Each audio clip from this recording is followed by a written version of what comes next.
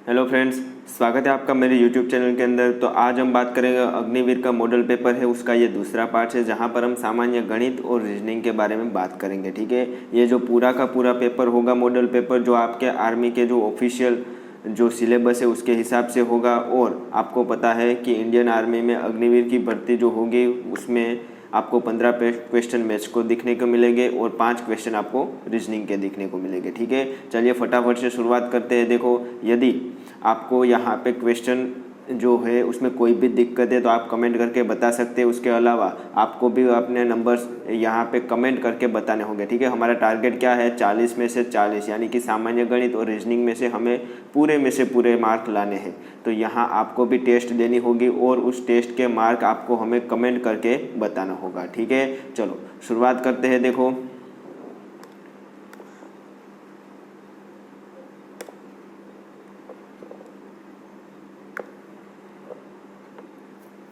चलो थोड़ी देर में स्टार्ट हो जाएगा।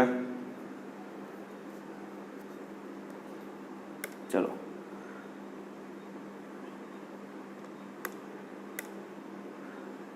तो भाग 1 है, इसमें हम सामान्य गणित की हम बात करेंगे। ठीक है, 15 क्वेश्चन का हम सॉल्यूशन करेंगे। देखो, पहला क्वेश्चन है, दी गई संख्याओं में से महत्तम समवर्तक हमें निकालना है।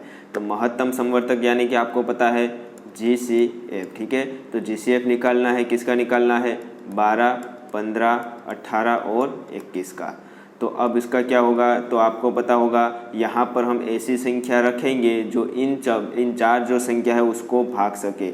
ऐसी जो भी संख्या आपको जहन में आए, आपको ऐसा लगता है कि यहाँ पे 2 रखने से ये चारों को भाग सकता है तो आपको 2 रखना है, लेकिन हो सके तो बड़ी से बड़ी ऐसी संख्या रखनी है। तो मुझे ध्यान में आ रही है वो संख्या है 3। ठीक है, तो 3 से ये 4 बार चला जाएगा, ये 5 बार चला जाएगा, ये 18 है वो 6 बार चला जाएगा और ये 7 बार चला जाएगा। अब फिर से यहाँ पर हम ऐसी संख्या रखेंगे जो इन चारों को भाग सके। क्या ऐसी संख्या कोई एक भी है? नहीं है। तो हम ऐसी एक भी संख्या अब नहीं रख सकते जो इन चारों को हम भाग सकते हैं, यानी कि ये हमारा क्या होगा, GCF होगा। तो ऑप्शन नंबर C 3 हमारा सही आंसर होगा। चलो आगे बढ़ते हैं। देखो, अगला है, 12 लड़कों की औसत आयु 10 वर्ष है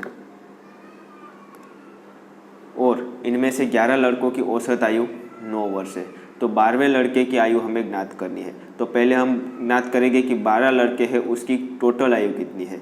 तो 12 लड़के हैं उसको हम क्या कहेंगे, P कहेंगे। तो P 12 लड़के की टोटल आयु है और वो कितनी होगी, तो 10 गुणा 12 यानी कि 120 होगी। ठीक है, अब देखो आपको पता है औसत कैसे निकलता है। तो औसत बराबर कितना होता है, जो टोटल संख्या है लड़कों की, जो P है उसके बटे में हम 10 करेंगे तभी औसत निकलेगा। तो टोटल संख्या निकालने के लिए औसत के साथ हम 10 का गुणा करेंगे तो 120 आएगा। उसी प्रकार 11 लड़कों की औसत जो होगी उसको हम क्या कहेंगे, T कहेंगे। ठीक है, तो वो T कितना होगा, 11 गुणा 9 यानी कि 99 क्या होगा, 11 लड़कों की औसत टोटल आयु होगी। ठीक है, चलो अब 12वें लड़के की आयु हमें ज्ञात करनी है। अब क्या 12वें लड़के हैं, यानी कि 12 लड़कों की जो टोटल आयु है उसमें से 11 लड़कों की टोटल आयु को घटा देंगे, यानी कि P - T कर देंगे तो हमें जो 12वां लड़का है उसकी आयु मिल जाएगी। तो 120 में से 99 घटाएंगे तो आंसर क्या आएगा हमारा, 21 साल। ठीक है, तो ऑप्शन नंबर A यहाँ पे हमारा सही होगा। चलो आगे बढ़ते हैं। देखो, अगला क्वेश्चन है, काफ़ी शानदार क्वेश्चन है। देखो क्या है, 18,440 पर 15% की वार्षिक दर पर 4 वर्ष का साधारण ब्याज कितना होगा। बिल्कुल ऐसे ही डिट्टो क्वेश्चन आपके यहाँ पे जो आप एग्ज़ाम देने जाएंगे वहाँ पे मैथ्स और रीजनिंग के देखने को मिलेंगे। ठीक है, बेहद ही सिंपल हो गए। चलो, तो ये GD का है, आपको पता है। चलो 18,440 उसका 15% वार्षिक ब्याज की दर से, तो इसका हमें 15% निकालना है। ठीक है, तो आपको पता है हमें साधारण ब्याज ज्ञात करना है। तो साधारण ब्याज I = क्या होता है, PRN बटे में 100, यानी कि P कितना है, P हमारी मुद्दल है, तो मुद्दल कितनी है 18,000, मूलधन कितना है 18,440, उसका गुणा R निकालना है, R कितना है 15 है और उसका गुणा N करना है यानी कि 4 करना है। बटे में 100 करने से हमें क्या ब्याज मिल जाएगा, तो 100 से यहाँ पे 0 कट जाएगा। अब 15 चौक 60, 60 का 0 यहाँ से निकल जाएगा, यहाँ पे 60 आएगा यहाँ पे 60 आएगा, 15 गुणा 4 करेंगे तो, और ये 0 यहाँ से निकल जाएगा। अब 1844 है, उसका गुणा किससे करना है, 6 से करना है। तो 6 से गुणा करेंगे तो 6 चौक क्या आएगा, 24। 24 का आप देखेंगे यहाँ पे सब में, एक में 5 है, एक में 0 है, एक में 0 है और एक में 4 है। तो 6 चौक 24, तो 24 का इकाई अंक 4 आएगा, यानी कि ये वाली जो संख्या होगी इकाई अंक क्या आएगा, 4 आएगा। तो 4 इकाई का अंक वाला ऑप्शन नंबर ए हमारा यहाँ पे सही होगा। ठीक है, थोड़ा स्मार्ट वर्क भी हमें कम करना होगा, ये जिसके जरिए आपका समय की बचत होगी। चलो अगला क्वेश्चन है,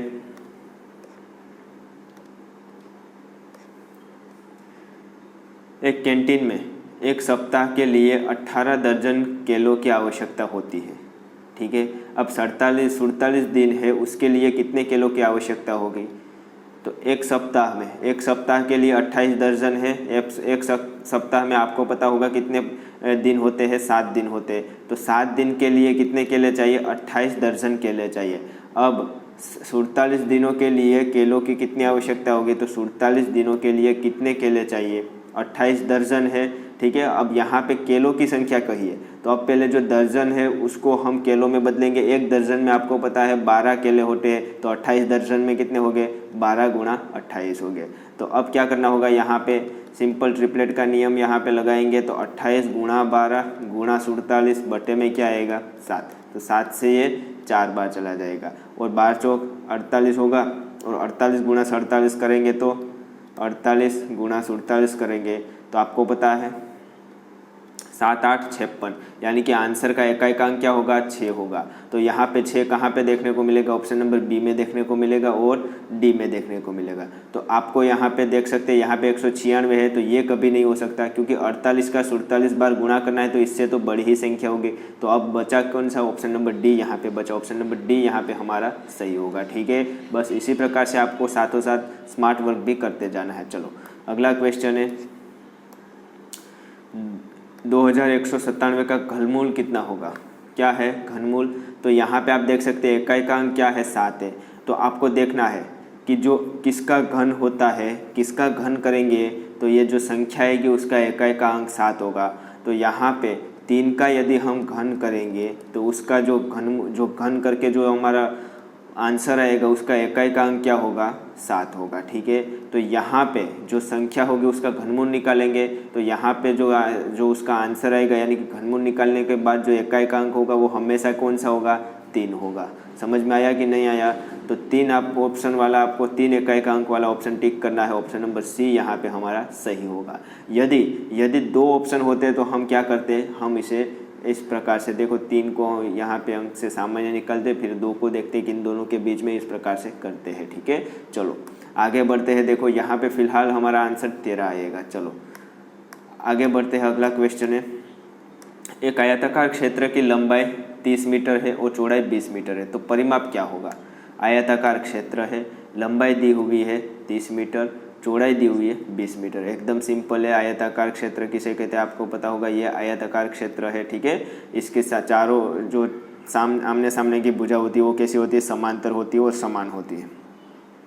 चलो ये 30 मीटर है तो ये भी 30 मीटर होगा, ये 20 मीटर है तो ये भी 20 मीटर होगा। उसका परिमाप कहाँ है, परिमाप यानी कि यहाँ से लेकर यहाँ तक की दूरी, देखो यहाँ से लेकर यहाँ तक की दूरी वो क्या होगी, परिमाप होगी। तो कौन सी होगी, तो 20 + 30 + 20 + 30, यानी कि 30 और 20 50 गुणा 2 करेंगे तो कितना आएगा, 100 आएगा। ठीक है, ये 50 2 बार है, 100 आंसर आएगा। ऑप्शन नंबर ए यहाँ पे हमारा सही होगा। चलो आगे बढ़ते हैं। एक पानी की टंकी को दूसरे पाइप से 3 गुना पहले भर सकते हैं। ठीक है, तो एक टंकी में 2 पाइप है, जिसमें एक पाइप है वो दूसरे पाइप के मुताबिक 3 गुना पहले भरता है। मान लो कि एक पाइप है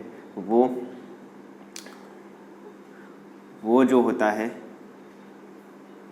वो मान लो कि वो 3 घंटे में भरता है। ठीक है, मान लो कि वो 3 जितना समय लगाता है, तो दूसरा पाइप होगा वो कितना समय लगाएगा, 1 जितना समय लगाएगा। क्यों, क्योंकि वो 3 गुना पहले भरता है। ठीक है, 3 गुना तेज़ी से भरता है, यानी कि इससे जो समय लगाएगा उससे ये कम समय लगाएगा। कितना, तो कि 3 गुना पहले भरता है, यानी कि 3 गुने से कम समय लगाएगा। अब क्या कर, यदि दोनों पाइपों को एक साथ खाली करना है, क्या करना है, दोनों पाइपों को खाली करना है, तो 30 मिनट में वो भर देते हैं। दोनों पाइप को यदि हम खोल देते हैं तो वो जो टंकी है वो 30 मिनट में पूरी के पूरी भर जाती है। तो हमें क्या फाइंड करना है, तो धीरे वाला पाइप यानी कि ये धीरे वाला पाइप होगा, ये धीरे वाला पाइप होगा, उसकी हम कितने देर में वो भरेगा। इसको यदि हम मात्र इसको ही खोलेंगे तो इसके ज़रिए जो टंकी होगी वो कितनी देर में खुलेगी, भर जाएगी। ठीक है, चलो तो ये हमें फाइंड करना है। तो सबसे पहले हमें एक ऐसी संख्या रखेंगे जिससे हमें पता चले कि ये टंकी है। देखो फिर से करता हूँ, देखो 1 यहाँ था, यहाँ पे 3 था। अब यहाँ पे हम ऐसी एक टंकी की क्षमता रखेंगे जिसके ज़रिए हमें पता चल जाएगा कि आंसर क्या होगा। तो हम कैसे रखेंगे, देखो टंकी की क्षमता होगी वो कैसे रखेंगे, तो हमें पहले 3 और 1 4 करेंगे, ये दोनों साथ मिलकर करेंगे, यानी कि ये 3 और 1 4, तो दोनों 4 घंटे में 4 जितना समय लगाएंगे, तो यहाँ पे 4 जितना समय लगाएंगे और वो 30 मिनट में, इसकी एफिशिएंसी यदि 4 होगी तो ये 30 मिनट में भरता है, तो 4 3 या 12 यानी कि 120 लीटर की हम क्या रखेंगे, टंकी रखेंगे। ठीक है, तभी ये 30 मिनट में ये दोनों मिलकर भर पाएंगे। अब यदि ये छोटी वाली है यानी कि ये 3 वाली क्षमता वाला है, 3 वाली क्षमता वाली जो पाइप है उसकी हमें बात करनी है, तो 120 के बटे में हम 3 कर देंगे तो कितना आएगा, 120 के बटे में जिसकी क्षमता कम है, जिसकी क्षमता किसकी कम है, 1 की कम है, इसकी कम है, तो 120 के बटे में हम 1 कर देंगे, यानी कि 120 मिनट क्या आएगा, इसका आंसर है 120 मिनट, यानी कि कितना होगा, 2 घंटे का। तो 2 घंटे का समय लगेगा, ऑप्शन नंबर डी यहाँ पे हमारा सही होगा। ठीक है, चलो आगे बढ़ते हैं। अगला है 5 अंकों की सबसे बड़ी संख्या ज्ञात करो जो 17 से विभाजित हो। अब ऐसी 5 अंकों की संख्या ज्ञात करनी है जो 17 से विभाजित हो। चलो तो सबसे पहले हम कंसीडर करेंगे कि वो बड़ी से बड़ी संख्या 5 अंकों की कंसीडर करेंगे। कौन सी होती है, 9 9 9 9 और एक और 9, ये 5 अंकों की सबसे बड़ी संख्या है। अब यदि इसमें एक भी जोड़ा जाए तो वो क्या हो जाएगी, 6 अंकों की संख्या बन जाएगी, यानी कि इसमें जोड़ा तो नहीं होगा, अब घटाना होगा। कितना घटाएंगे, तो ये अब 17 से डिवाइड करके जो शेषफल आएगा इतना इसमें से घटा देंगे, तो वो संख्या क्या होगी हमारी, वो ऐसी 17 से विभाजित 5 अंकों की बड़ी से बड़ी संख्या होगी। चलो 17 से डिवाइड करते हैं,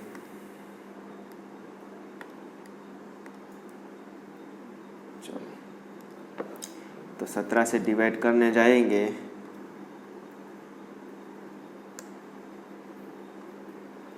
तो 17 से ये कितनी बार, 17 से 5 बार जाएगा, 85 आएगा, तो यहाँ पे 4 आएगा, यहाँ पे क्या आएगा, यहाँ पे क्या आएगा, 1 आएगा, यहाँ पे 9 आएगा। ठीक है, अब क्या होगा, 17 से कितनी बार जाएगा, 17 गुणा 8, तो 7 8 6,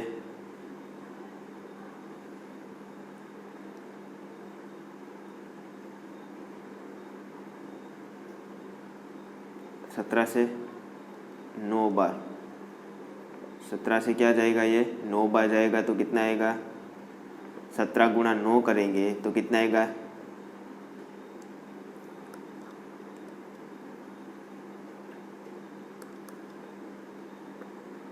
17 गुणा 8 करेंगे तो 126, और 126 है 149 में से घटाएंगे तो कितना आएगा, 3 2, ऊपर से हम 9 को उतारेंगे। ठीक है, चलो फिर से करते हैं। देखो कुछ गलती हो गई है, कहाँ पे गलती हुई है, देखो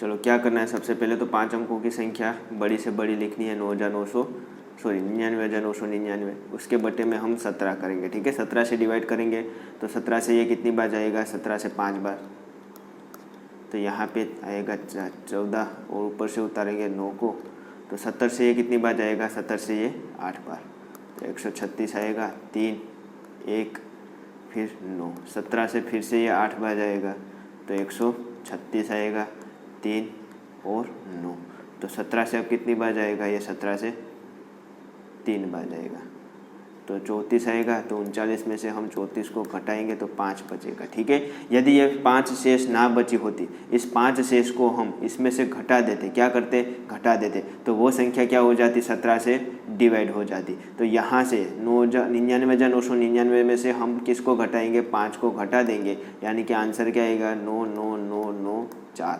तो यहाँ पे ये संख्या कैसी है, 5 अंकों की ऐसी बड़ी से बड़ी संख्या है जो 17 से विभाजित की जाती है, यानी कि समझ में आ गया। ऑप्शन नंबर डी यहाँ पे हमारा सही होगा। चलो आगे बढ़ते हैं, अगला क्वेश्चन है, एक समबाहु त्रिभुज की भुजा 12 सेंटीमीटर है तो उसका क्षेत्रफल कितना होगा। चलो भुजा कितनी है, 12 सेंटीमीटर की है। तो समबाहु त्रिभुज आपको पता होगा किसे कहते हैं, जिसकी सभी बाजुओं होती है, जो सभी बाजुएं होती है वो क्या होती है, समान होती है। चलो तो ये एक समबाहु त्रिभुज है, यानी कि ये भुजा यदि 12 है तो ये भी भुजा 12 होगी और ये वाली भुजा भी क्या होगी, 12 सेंटीमीटर की होगी, ठीक है। उसका क्षेत्रफल ज्ञात करना है। तो आपको पता होगा समबाहु त्रिभुज में यदि यहाँ से लेकर यहाँ तक एक लंब खींचा जाए, क्या खींचा जाए, लंब खींचा जाए, तो वो क्या होगा, उसकी सामने की जो भुजा होगी यहाँ पे खींची गई जो लंब होगा वो जहाँ पे इंटरसेक्ट करता है वो भुजा को दो पार्ट्स में, दो समान पार्ट्स में विभाजित करेगा। यानी कि यदि ये पूरा 12 है तो ये 6 होगा और ये भी क्या होगा, 6 होगा, ठीक है। अब यहाँ पे हम क्षेत्रफल निकालना है तो यहाँ से क्या करेंगे, 1/2 त्रिकोण का क्षेत्रफल कितना होता है, 1/2 बेस गुणा लंब होता है, आधार गुणा क्या होता है, लंब होता है, ठीक है। तो आधार क्या है यहाँ पे, आधार तो हमारे पास है कितना है, 12 है, ठीक है। तो 1/2 12 गुणा हमें लंब यानी कि ये वाली भुजा हमें फाइंड करनी है। तो यहाँ पे हम कौन सा नियम, पाइथागोरस का प्रमेय का इस्तेमाल करेंगे। तो 12 का वर्ग उसमें से 6 का वर्ग घटाएंगे तो 144 में से 36 घटाएंगे तो 108 आएगा। तो 108 को हमें क्या करना है, वर्गमूल निकालना है। तो 108 का वर्गमूल क्या होगा, तो आपको पता होगा, तो 12 गुणा 9 करने से 108 आता है, ठीक है। उसी प्रकार से 12 का हम 3 गुणा 4 करेंगे तो क्या आएगा, वर्गमूल निकल जाएगा। अब देखो 2 4 का और 9 का वर्गमूल निकल जाएगा, 3 बेचारा फंस जाएगा। तो यहाँ पे 4 का और 9 का वर्गमूल कितना होगा, 2 गुणा 3 और वर्गमूल के अंदर में 3, यानी कि 6√3 क्या होगा, ये वाली जो भुजा होगी उसकी लेंथ होगी, यानी कि लंब कितना होगा, 6√3, ठीक है। अब यहाँ से ये कितनी बार चला जाएगा, 12 से ये 6 बार चला जाएगा और 6 गुणा 6 करेंगे तो 36√3 सेंटीमीटर स्क्वायर आपका क्या आएगा, जो त्रिभुज है उसका क्षेत्रफल होगा। ऑप्शन नंबर ए यहाँ पे हमारा सही होगा, ठीक है। त्रिभुज का क्षेत्रफल कितना होता है, 1/2 आधार गुणा लंब। चलो आगे बढ़ते हैं, अगला क्वेश्चन है, देखो किसी दो संख्याओं का कुल योग 25 है, ठीक है। मान लो वो दो संख्या में से एक x है, दूसरा क्या है y, उसका क्या है, ये योग 25 है। उसका अंतर दिया हुआ है, यानी कि x माइनस वाई कितना दिया हुआ है, 13 दिया हुआ है। तो वो दोनों संख्याएं हमें ज्ञात करनी है, ठीक है। अब यहाँ पे साफ साफ दिखाई दे रहा है, दोनों को जोड़ देंगे तो हमें y निकल जाएगा, x कितना होगा, 2x के बराबर होगा, ये होगा हमारा 38। तो x बराबर क्या आएगा, तो x बराबर 19, ठीक है। x के बराबर 19 आ गया। तो x बराबर 19 देखना है इनमें से किस संख्या में x बराबर 19 है। यहाँ पे सिर्फ एक ही जगह पर x बराबर 19 दिखाई दे रहा होगा, ऑप्शन नंबर डी। तो ऑप्शन नंबर डी यहाँ पे हमारा सही होगा, राइट आंसर होगा। चलो आगे बढ़ते हैं।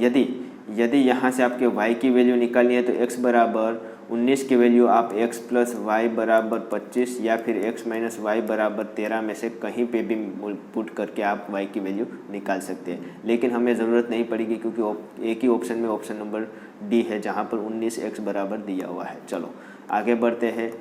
एक गोले की त्रिज्या 7 सेंटीमीटर स्क्वायर 7 सेंटीमीटर है तो पृष्ठीय क्षेत्रफल ज्ञात करना है। तो गोले का पृष्ठीय क्षेत्रफल कितना होता है, ये आपको जो फॉर्मूला है वो पता होना चाहिए। वो क्या होता है,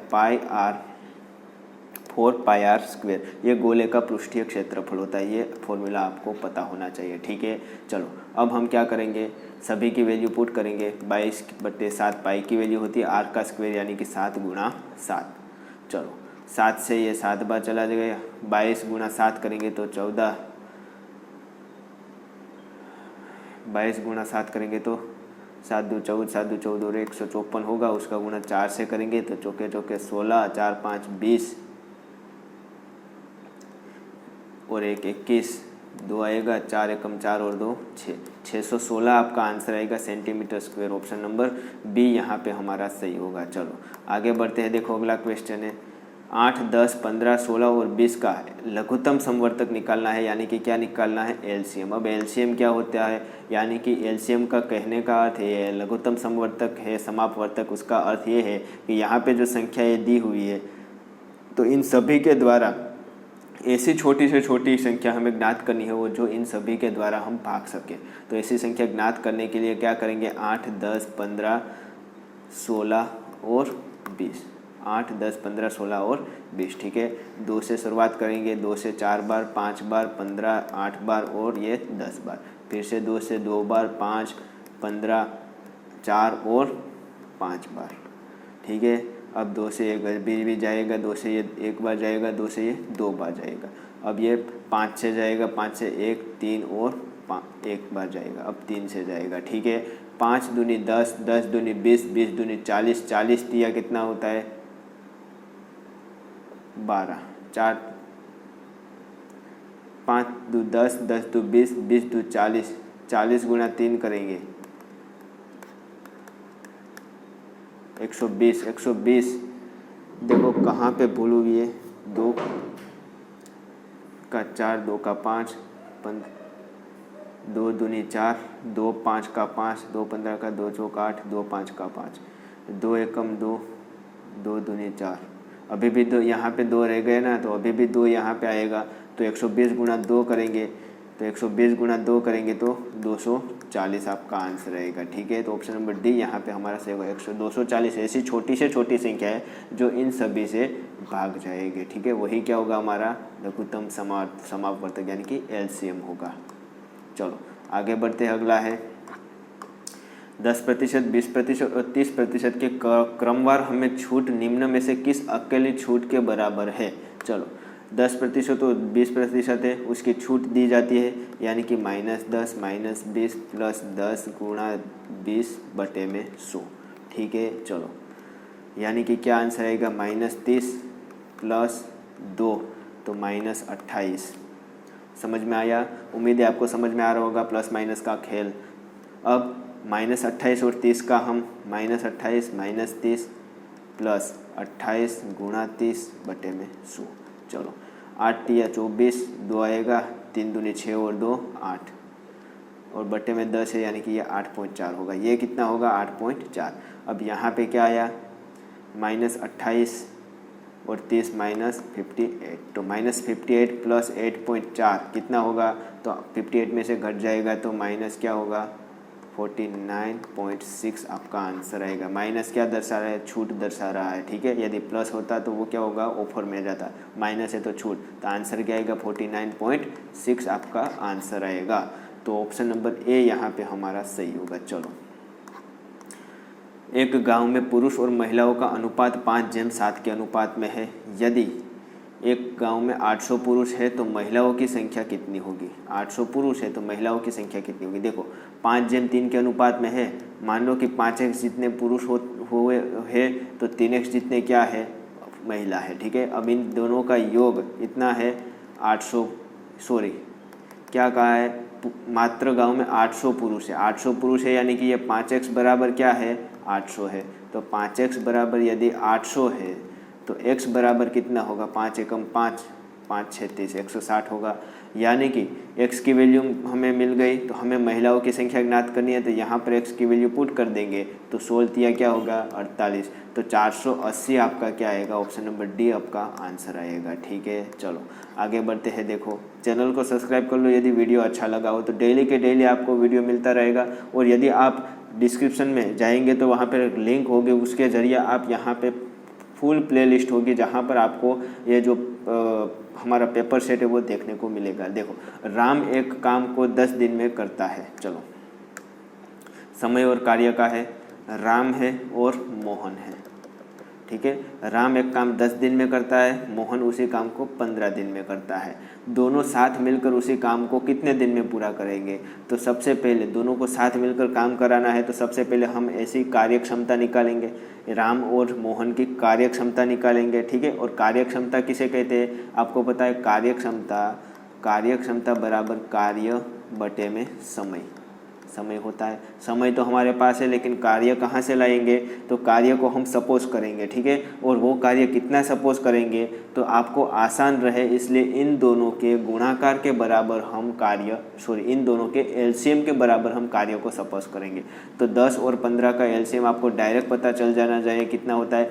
10 और 15 का एलसीएम होता है 30, ठीक है। तो 30 जितना कार्य इन दोनों को करना है। यदि राम की कार्यक्षमता कितनी है? राम 10 दिन में कार्य करता है, तो उसकी कार्यक्षमता कितनी होगी? तो 30 के बटे में कार्य के बटे में समय, 30 के बटे में 10, यानी कि 3 जितनी कार्यक्षमता राम की होगी, मोहन की कितनी होगी? 2 की होगी, ठीक है।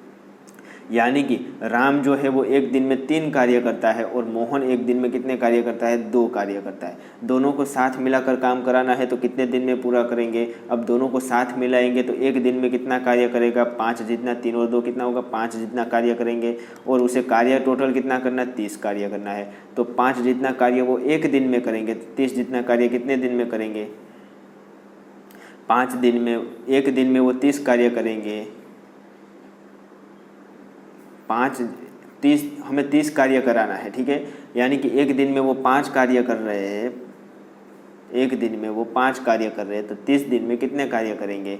तो 30 के बटे में क्या कर देंगे? 5 कर देंगे, तो 6 जितने दिन लगेंगे। ऑप्शन नंबर बी यहाँ पे हमारा सही होगा, ठीक है। चलो, अब हमारा यहाँ पे मैथमेटिक्स का पोर्शन पूरा हुआ, पार्ट पूरा हुआ। अब हम रीजनिंग की ओर बढ़ेंगे। 5 प्रश्न होंगे, एक क्वेश्चन के 2 मार्क, उस हिसाब से आपका 10 मार्क होगा, ठीक है। आपको क्या करना है? आपको भी टेस्ट देनी है और जो उसके जो मार्क है वो आपको हमें कमेंट करके बताना है, ठीक है। चलो, अगर एक सांकेतिक भाषा में बॉक्सर शब्द का संकेत दिया हुआ है, कौन सा है? AQWGQ, इस प्रकार से संकेत है। तो विजिट का शब्द क्या होगा? विजिट शब्द का जो संकेत होगा वो क्या होगा? चलो, यहाँ पे क्या हुआ? सबसे पहले एक माइनस हुआ, बी और ए, तो क्या होगा? -1 होगा, तभी ए आएगा। और यहाँ पे क्या हुआ? +OPQ, यानी कि क्या होगा? +2 होगा। यहाँ पे फिर से -1 होगा, +2 होगा, और यहाँ पे क्या हुआ? -1 होगा। 8 के बाद क्या आएगा? STQ, यानी कि Q के बाद क्या आएगा? R में से 1 घटाएंगे तभी Q आएगा, ठीक है। बस सेम प्रोसीजर यहाँ पे करना है। यहाँ पे पहले हम -1 करेंगे, फिर +2 करेंगे, -1 +2 -1, ठीक है। अब यहाँ पे V में से 1 घटाएंगे तो क्या आएगा? U आएगा। तो पहला ही ऑप्शन देखना है। यहाँ पे पहले ऑप्शन में, कौन से ऑप्शन में पहले U है? तो ऑप्शन नंबर बी और ऑप्शन नंबर डी में है, यानी कि ये दोनों तो चले गए, ठीक है। अब दूसरे में देखना है, सभी को नहीं देखना है, सिर्फ दूसरे में देखना है। यहाँ पर K है और यहाँ पे L है, यानी कि दूसरा हमें यदि मिल जाएगा तो हमारा आंसर मिल जाएगा, ठीक है। तो I में +2 ऐड करना है, तो I में 2 ऐड करेंगे तो कितना आएगा? I, फिर J और K आएगा। तो K वाला ऑप्शन UK हमारा क्या होगा? सही होगा। बस इसी प्रकार से करना है, आगे करने की ज़रूरत ही नहीं है, क्योंकि आगे में ऑप्शन में अलग पड़ जाता है, ठीक है। चलो आगे बढ़ते हैं। देखो, अगला है एक लड़की की ओर, ये ब्लड रिलेशन का है। एक लड़की की ओर इशारा करते हुए एक लड़की ने एक लड़के का परिचय दिया, ठीक है। एक लड़की ने एक लड़के का परिचय दिया। क्या परिचय दिया है? कि यह मेरे चाचा यानी कि ये जो लड़की है उसके चाचा, यानी कि उसका कोई पिताजी होगा, ठीक है। और उसका जो भाई होता है वही चाचा है लड़की का। समझ में आया? पिताजी का भाई है, लड़की को चाचा होगा। उसके चाचा के पिता की, उसके चाचा है उसके पिता, यानी कि इसके पिता के पिता हुए, ठीक है। पिता के बेटी का बेटा, यानी कि इसकी कोई बहन होगी, वही ये पिता की क्या होगी? बेटी होगी। और उसका बेटा, यानी कि उसका ये बेटा होगा। तो ये क्या हुआ है? लड़के का लड़की से संबंध कौन सा है? लड़के का लड़की से कौन सा संबंध हो रहा है? यहाँ पे साफ साफ दिखाई दे रहा है। कौन सा संबंध है? भाई का है, ठीक है। अपने पिता के, अपने बुआ का लड़का क्या होगा? वो भाई होगा। ऑप्शन नंबर ए यहाँ पे हमारा सही होगा। चलो आगे बढ़ते हैं। देखो, दिए गए विकल्पों में से क्रम को पूरा करना है। चलो, DKYFJW ऐसे दिया हुआ है। तो यहाँ पे आप देख सकते हैं D के बाद क्या आ रहा है EFGHIJ क्या आएगा JK। तो K वाला ऑप्शन देखना है, ऑप्शन नंबर B और C में से कोई एक आएगा। अब यहाँ पे F है और यहाँ पे G है, तो ये पता लगाएंगे कौन सा आएगा। K के बाद क्या है, तो यहाँ पे आप देख सकते हैं KJI, तो यहाँ पे उल्टा हो रहा है HIJ और K, ठीक है। तो H के पहले कौन सा आएगा, तो F आएगा या फिर G आएगा, हाँ G आएगा, G आएगा, GHIJK इस प्रकार से आएगा। तो G ऑप्शन वाला जो ऑप्शन नंबर C है वो हमारा सही होगा, ठीक है। KGR हमारा सही होगा। चलो आगे बढ़ते हैं। लास्ट के 2 क्वेश्चन बचे हैं। रामू एक जगह A से 5 किलोमीटर उत्तर की तरफ चलता है। मान लो ये जगह A है, उसे 5 किलोमीटर उत्तर की ओर चला, ठीक है। बाएं मुड़ता है यानी कि इस तरफ मुड़ेगा और 3 किलोमीटर जाएगा। कितने किलोमीटर जाएगा, 3 किलोमीटर जाएगा। फिर दाएं मुड़ा यानी कि इस तरफ जाएगा, 2 किलोमीटर जाएगा। फिर दाएं मुड़ा और 3 किलोमीटर जाएगा। अब वो कहाँ पे पहुंच जाता है, B स्थान पर पहुंचता है। तो A और B के बीच की दूरी, ये तो पता है 5 है। यहाँ से यहाँ तक की कितनी होगी, तो ये जो 2 है उसके बराबर होगी। तो ये 2 होगी, ये 5, यानी कि 2 और 5 कितना होता है 7। तो 7 किलोमीटर की दूरी होगी। ऑप्शन नंबर A यहाँ पे हमारा सही होगा। चलो लास्ट क्वेश्चन। तो यहाँ पे एक सीरीज दी हुई है, यहाँ पे कौन सी संख्या आएगी, तो यहाँ पे आप देख सकते हैं 8 दूनी 16, 16 दूनी 32, 32 दूनी क्या हो रहा है 64। देखते ही पता लग जाएगा। तो यहाँ पे कौन सी होगी जिसका गुणा करने से वो 8 आएगी, तो यहाँ पे 4 का गुणा करने से 4 दूनी 8, 8 दूनी 16, सब में क्या हो रहा है 2 बार गुणा हो रहा है। यहाँ पे 32 का 2 के साथ गुणा हो रहा है, 16 का 2 के साथ गुणा हो रहा है, 8 का 2 के साथ गुणा हो रहा है। तो यहाँ पर 4 का 2 के साथ गुणा करेंगे तभी 8 आएगा। तो ऑप्शन नंबर B यहाँ पे हमारा सही होगा। तो यहाँ पे हमने सभी क्वेश्चन कर लिए हैं, ठीक है। टोटल 20 क्वेश्चन कर रहे हैं, 15 मैथ्स के और 5 रीजनिंग के, ठीक है। उम्मीद है आपने भी टेस्ट लगाई होगी, और यदि आपने टेस्ट लगाई है तो उस टेस्ट के मार्क आपको हमें कमेंट करके बताना है, ठीक है। चलो मिलते हैं अगले लेक्चर में, जहाँ पर आपको और भी बहुत सारे पेपर्स देखने को मिलेंगे। आपको कमेंट के अंदर लिंक मिल जाएगी, जहाँ पर प्लेलिस्ट है, उसके ज़रिए आपको पूरे के पूरे जो पेपर का सेट है वहाँ पर रखा हुआ है, आप देख सकते हैं। चलो डेली के डेली मिलता रहेगा। और यदि आपको ऐसा लगे कि मुझे ऐसे ही वीडियो चाहिए तो चैनल को सब्सक्राइब कीजिए और ज़्यादा से ज़्यादा लोगों को ये वीडियो शेयर कीजिए।